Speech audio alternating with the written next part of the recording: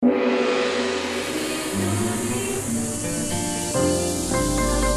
Channel 3, Jembatan Pencerahan. Jangan pernah meninggalkan hati nurani di saat kaki melintasi jalan terjal takdir dan nasib. Rana kehidupan ini benar bahwa dunia ini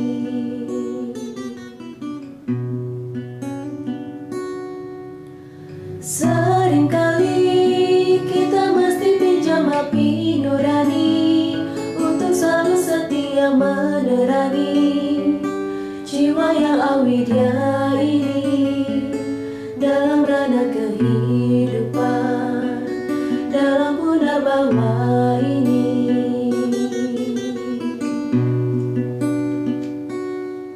Pemirsa HiTV Channel 3 dimanapun Anda membuka gawai, Napi Orti, mogi-mogi statu beci dalam karunia yang widi. Beberapa menit ke depan, waktu luang Anda akan kami warnai dengan tos tayangan on the spot berupa tontonan, berisi tatanan, dan memberi tuntunan guna meningkatkan kualitas rada bakti kita. Karena HiTV Channel 3, Jembatan Pencerahan. Senang sekali bersama saya Niaga Dewa, Ambil Laksani akan mengawalinya dengan high schooling Sekolah Rumah Hindu Dharma, dilanjutkan dengan ngopi, cemeti, dan tayangan menarik lainnya. Selamat menyaksikan. Jangan pernah sampai meninggalkan hati nurani, karena hati nurani yang suci adalah lentera jiwa ini, adalah pancaran sang yang widi, adalah pancaran sang yang widi. Jangan pernah meninggalkan hati nurani di saat kaki melintasi jalan terjal takdir dan nasib. Rana kehidupan ini benar bahwa dunia ini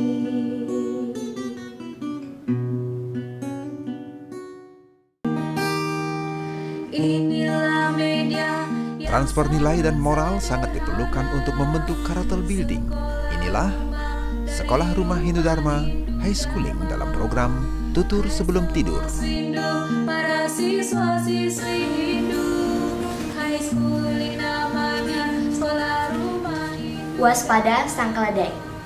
Cerita dimulai dari seekor keledai yang sedang merumput di tengah hutan sendirian. Karena rumput yang hijau membuat keledai tak peduli dengan keadaan di sekitarnya. Tanpa disadari, ada sepasang mata yang mengintip dan siap menerkam. Seekor serigala yang sejak tadi mengamati gerak-gerik si keledai. Sekarang saatnya aku berpesta daging empuk, kata serigala dalam hatinya. Lalu serigala pergi menghampiri keledai. Hai keledai, kau akan jadi makan siangku yang paling lezat. Tak ada tempat buatmu untuk melarikan diri lagi.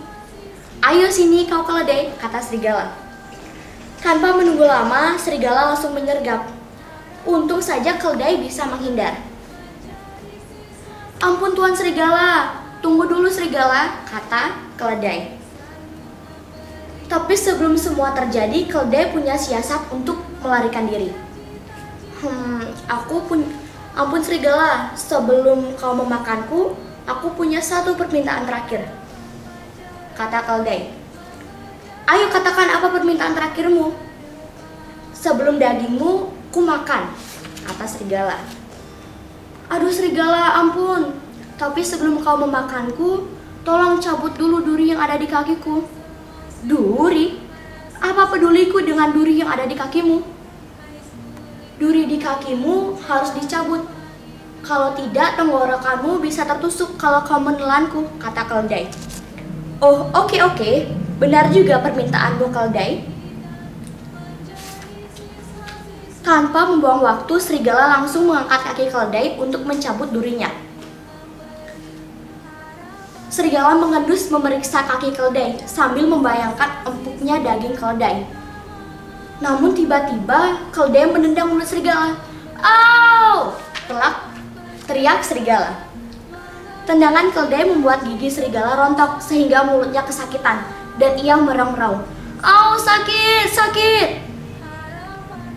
Alangkah bodohnya aku diperdaya keledai dungu, kata serigala. Akhirnya keledai dapat meloloskan diri dari ancaman serigala sombong itu. Nah, pesan yang dapat kita ambil dari cerita ini, selalulah waspada pada setiap tindakan. Lengah dan sombong akan merugikan dirimu sendiri.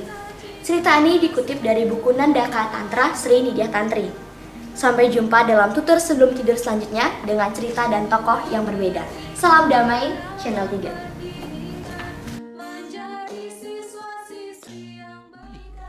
Kata-kata.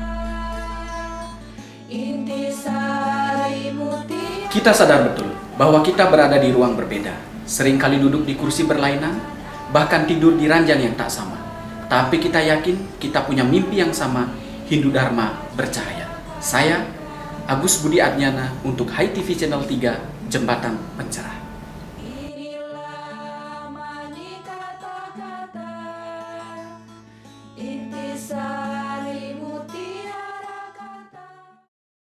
Demikian tadi pemirsa High Schooling Sekolah Rumah Hindu Dharma.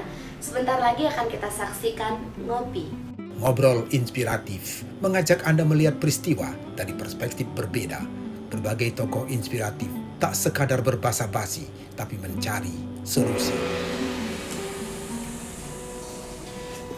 Pemirsa Hai TV Channel 3, kita jumpa kembali dalam program Ngopi, Ngobrol Inspiratif Bedah Kolom Majalah Wartam. Hari ini saya ditemani Prof. Prakeswardana, Pibret Wartam, yang akan berbagi dan sharing bersama kita, ditemani Kopi Esko untuk exploring, sharing, dan coaching. Nah, pemirsa, kali ini kita tengah mengunggah Wartam edisi 89 dengan banner Menggali Industri Kreatif Hindu. Nah, salah satu rubrik menarik Wartam Berita, Prof. Prake di sini menulis tentang manajemen kritis Hindu. Nah, seperti apa pandangan Prof. Prake tentang manajemen kritis Hindu yang penting pemirsa itu di Channel 3 ketahui? Pemirsa, jangan kemana-mana, mari kita temukan jawabannya setelah pariwara yang satu ini. Program ini didukung oleh SB, penerbit Pustaka Utama. Nabi Orti, Prof. Ceknya Sehat selalu, Prof. sehat selalu. Nah, kita akan membedah Wartam edisi 89, Prof. Salah satu tulisan dalam rubrik Wartam Berita, manajemen kritis Hindu. Nah, kita ketahui pemahaman kritis di sini kan sesuatu hal yang genting, sekarat begitu, Prof. Ya, dan dalam pengertian lain juga ada bahwa kritis itu berarti tidak mudah percaya, daya analisanya lebih tajam begitu, Prof. Ya. Nah, kalau seandainya kritis di sini dikaitkan dengan manajemen seperti apa, Prof? Kalau kritis dalam artian manajemen kritis artinya ketika kita akan melontarkan sesuatu yang menilai itu mengevaluasi suatu kegiatan ataupun juga aktivitas proyek misalkan ataupun juga tentang fenomena yang ada di lapangan atau juga bisa jadi kebijakan. Ketika dia dievaluasi dengan penyampaian agar misalkan menuju perbaikan, karena bagaimanapun juga pasti akan terjadi dialektika, ada orang setuju atau tidak setuju terhadap sesuatu itu. Maka ketika dia tidak setuju, mungkin sesuatu yang disampaikan itu yang disebut dengan kritis. Baik, Prof. Berarti kalau seperti itu pengertiannya, manajemen kritis ini tentu bisa diterapkan oleh krama Hindu, Prof. Ya. Misalnya mengambil contoh satu hal yang sedang hangat saat ini, peristiwa-peristiwa apa nih, Prof, untuk meningkatkan daya kritis masyarakat Hindu itu, Prof? Tentu setiap orang itu harus punya daya kritis, termasuk juga krama Hindu. Karena apa? Karena kalau kita berpikir kritis atau berperilaku kritis, kita terus melihat fenomena yang tidak sesuai dengan yang seharusnya. Sering sekali misalkan proyek-proyek pemerintah yang tanpa disosialisasikan dengan baik dan kemungkinan dianggap itu akan rusak lingkungan, itu orang-orang harus berpikir kritis. Dan sebetulnya cuma memang harus punya dasar. Nah, selama ini orang menyampaikan kritik tidak punya dasar, tidak melakukan analisa, tidak melakukan yang pertimbangan-pertimbangan dan asal sekadar meneliti. Padahal kritis itu penting. Begitu, Prof. Ya. Nah, terakhir, Prof, selain pesan yang harus Prof sampaikan kepada para pembaca dan pemirsa Hai TV Channel 3, manajemen kritis ini sesungguhnya titik temunya itu dalam hal dasar-dasar pandangan Hindu itu di mana, Prof? Oke, kalau kita lihat di Sarasa Muscaya itu pasti juga kita bisa lupa slogannya berapa, bahwa setiap orang itu bisa berbuat baik dan bisa berbuat buruk. Nah, ketika dia berbuat buruk, maka harus dibersihkan dengan berbuat baik sebanyak-banyaknya, kan itu. Nah, berpikir kritis ini masuk ranah ke sana. Nah, ketika misalkan ada sesuatu yang dianggap tidak sesuai dengan yang seharusnya, maka harus disampaikan bahwa itu tidak benar. Tapi sayangnya ketika menyampaikan itu adalah tidak pakai dasar. Nah, makanya setiap orang itu ketika akan melakukan penyampaian sesuatu harus ada dasar. Sama dengan di perkuliahan harus ada dasar teorinya. Kalau ada misalkan benar, ada tolok ukurnya, ada itu yang harus dilakukan ketika menyampaikan sesuatu yang disebut dengan kritis. Menarik sekali Prof ya kalau seandainya manajemen kritis ini kita kaitkan dengan Hindu, karena begitu banyak sekali konsep-konsep Hindu kita yang mengajak umat itu berpikir kritis dengan logika. Ada juga konsep Parawidya dan Aparawidya, Wibeka dan lainnya. Pemirsa HiTV Channel 3 untuk lebih lengkapnya bisa membaca majalah Wartam edisi 89 dengan banner menggali industri kreatif Hindu. Saya Nia Gandewa dan Prof. Keswadana pamit undur diri. Salam damai Channel 3.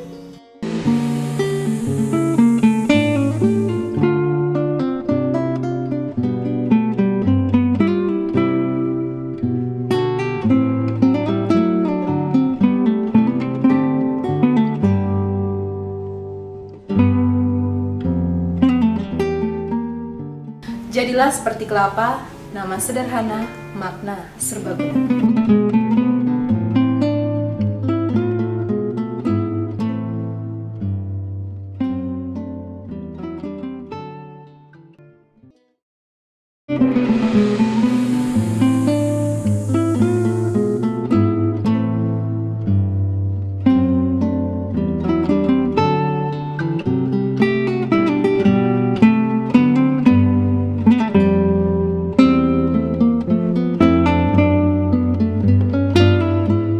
Sukses adalah hak semua orang, tapi bukan hak si pemalas.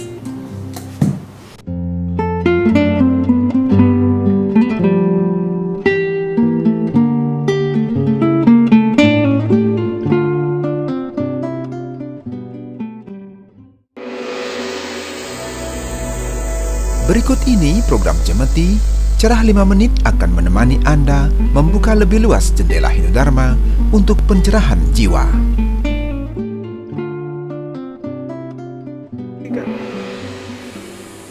Pemirsa HiTV Channel 3, senang sekali berjumpa dalam program Cemeti Cerah 5 menit bersama saya Nia Gandewa, ditemani seorang kolumnis Wartam Bapak Gusti Ketut Widana yang akan mewedangkan topik bahasan kita kali ini, agama antara rasa dan rasio. Dalam program Cemeti ini selama 5 menit ke depan kita akan mengulasnya bagaimana pandangan Bapak Gusti Ketut Widana, lalu implementasinya dalam kehidupan nyata, dan bagaimana generasi milenial menanggapi soal rasa dan rasio dewasa ini. Pemirsa jangan kemana-mana, mari kita temukan jawabannya setelah pariwara yang satu ini. Didukung oleh Duparani, Dupanya Hindu Sejati. Pemirsa HiTV Channel 3 masih di Om Studio bersama kolumnis Wartam Bapak Gusti Ketut Widana. Pertama kita tanya kabar dulu, Napi Orti, Bapak. Astungkara becek-becek. Senantiasa sehat selalu ya. Rasa dan rasio tentu sesuatu hal yang berbeda. Rasa yang diukur dari indera kita, indera perasaan kita, kemudian rasio berdasarkan matematis, logika, dan terukur begitu ya Bapak ya. Iya. Nah, bagaimana kedua hal ini disatukan oleh pandangan Bapak dalam konteks keberagamaan? Ya, Suksmo. Ketika kita bicara beragama, maka di situ lebih banyak bermain di tataran rasa. Tapi ingat, agama bukan hanya menyangkut hal-hal yang berhubungan dengan rasa, tetapi juga ada unsur-unsur rasio. Jika rasa itu berhubungan dengan intuisi, jadi perasaan, di situ ada penghayatan terhadap ajaran agama. Sementara yang disebut rasio itu berhubungan dengan intelijensi. Jadi rasa dan rasio itu menjadi satu kesatuan dalam kita melaksanakan ajaran-ajaran agama, sehingga ajaran agama itu dalam implementasinya betul-betul mantap, baik dalam penghayatan sepenuhnya dengan perasaan dan juga dalam pelaksanaannya. Saya kira itu. Menarik sekali Pak, sebagai awal perkenalan kita mengenai topik ini. Tentu juga penting pemirsa tahu prakteknya secara langsung antara rasa dan rasio ini dalam sebuah peristiwa atau upacara keagamaan atau contoh sehari-hari mungkin Pak. Iya. Jadi kalau kita boleh mengacu ke pandangan Albert Einstein, dikatakan bahwa agama tanpa ilmu lumpuh, ilmu tanpa agama buta. Artinya dua unsur rasa dan rasio itu memang harus disatu padukan dalam praktek atau pengamalan ajaran agama. Dalam contoh misalnya dalam unsur-unsur acara, di mana di situ ada upacara, ada upakara. Upakara itu berhubungan dengan materi. Nah, materi itu bisa dirasiokan untuk kemudian setelah terwujud secara simbolik kita rasakan. Contoh Banten misalnya. Banten itu kan ada hitung-hitungannya, ukurannya, bahannya, isinya, atau kandungannya. Itu bisa dicermati secara rasio. Tetapi kita ketika sudah berwujud dalam bentuk canang misalnya, maka proses persembahannya itu harus disertai dengan unsur rasa. Merasakan bahwa apa yang kita buat dalam bentuk canang kemudian kita persembahkan dengan perasaan bakti, itulah sebuah kenikmatan dari kita beragama dengan memadukan antara rasa dan rasio dalam contoh tadi. Contohnya dengan Banten, Bapak. Iya, Banten. Jadi bisa kita katakan rasa dan rasio, dua unsur ini bisa harmonis gitu dalam konteks keberagamaan, Pak, ya? Iya, betul. Nah, terakhir Pak, kita melihat dewasa ini generasi milenial yang suka dominan berpikir secara rasio begitu Pak, apa-apa dengan logika. Bagaimana menurut pandangan Bapak kalau seandainya melihat agama ini serba dirasionalkan bagi kalangan milenial? Iya, jadi kita tidak bisa memungkiri bahwa era kekinian, era milenial, digital, kebanyakan generasi kita, generasi muda umumnya berpikir condong ke hal-hal yang bersifat rasional. Penuh dengan perhitungan, penuh dengan penalaran. Sehingga dalam buku Bapak yang berjudul Menalar Ritual Menuju Spiritual, itu adalah salah satu bentuknya bagaimana generasi milenial sekarang berusaha untuk merasionalkan hal-hal yang sesungguhnya berada di ranah rasio penghayatan. Nah, dalam konteks ini memang ada bagian agama yang murni berdasarkan penghayatan rasa, bahkan terkait dengan hal yang bersifat esoteris, rahasia, memang tidak bisa dirasionalkan. Tetapi hal-hal yang bisa dirasionalkan dalam konteks materi dengan segala perhitungannya itu bisa dirasionalkan. Karena agama itu sejatinya juga sebuah ilmu, baik ilmu kerohanian maupun ilmu keduniawian yang disebut dengan nirwarti marga dan prawarti marga. Kalau ini dipadukan akan menjadikan umat itu mantap rasa baktinya karena sudah berdasarkan penalaran menurut gaya berpikir milenial yang rasional. Saya kira itu. Wah, terima kasih ulasan dari Pak Gusti Widana sudah memberikan pencerahan bagi kita ya. Demikian pemirsa HITV Channel 3 itulah tadi program Cemeti Cerah 5 Menit bersama Bapak Gusti Ketut Widana. Semoga dapat bermanfaat dan menginspirasi untuk kita bersama. Salam damai, Channel 3.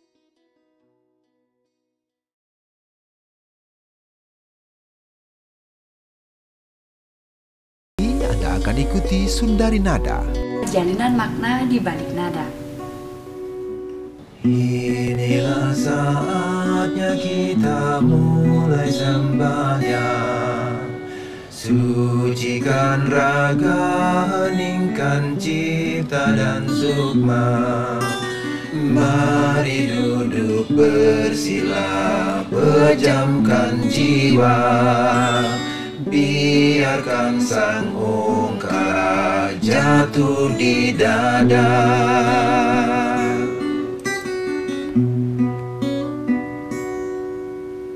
Lalu nyanyikan irama saksara, jagukan tangan di antara sabdupa.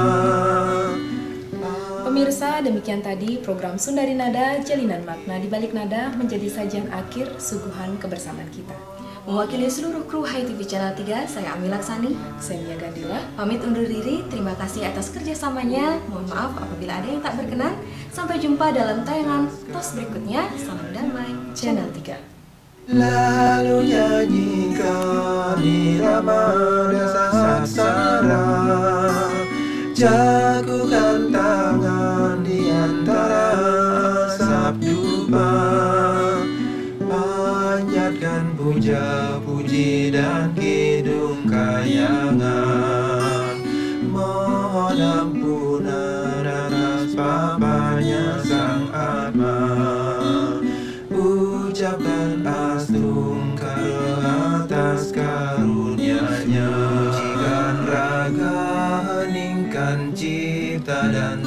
bersama. Mari duduk bersila, pejamkan jiwa, biarkan sang ungkara jatuh di dada.